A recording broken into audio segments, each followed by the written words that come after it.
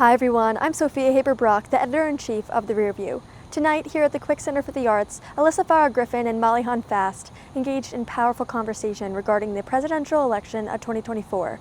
Two extremely powerful female voices. What an incredible conversation here at the Quick Center for the Arts.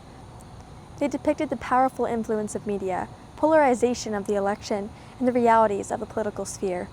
From varying backgrounds and their success in the industry, both women were able to unite on important issues of this year's race.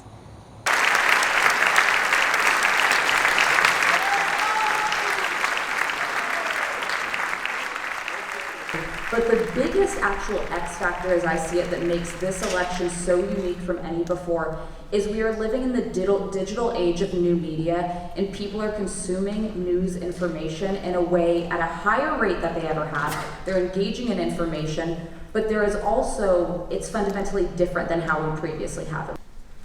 You have to vote, it's your power. Listen, I believe in not telling people how to vote. I feel like my job is to give the information that I personally experienced and tell what my concerns are and let voters decide what is best for them, what aligns with their values. But the outcome of this election will deeply impact all of us. I would like to have two political candidates, both of whom, one I might not agree with, but who I know will be a good steward of democracy. And by the way, I think that this election is sort of going to come down to, I call it the podcast wars. So Donald Trump realizes he has a massive gender issue. Women by 15-point margin favor Kamala Harris, whereas about 6% of men favor Donald Trump. So he knows he's not going to win back a lot of these female voters.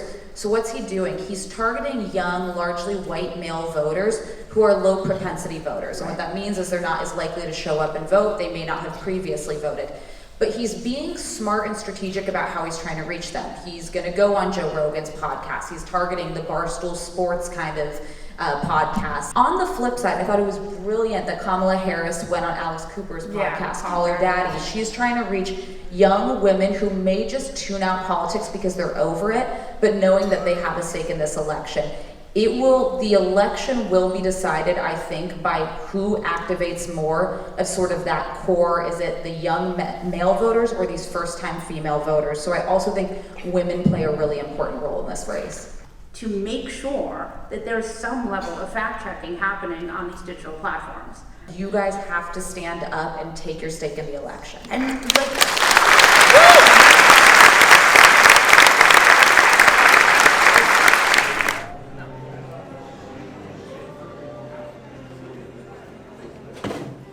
And tonight, what do you hope students and everyone will take away from your discussion? Really motivating people to be engaged because we live in such a complex media environment.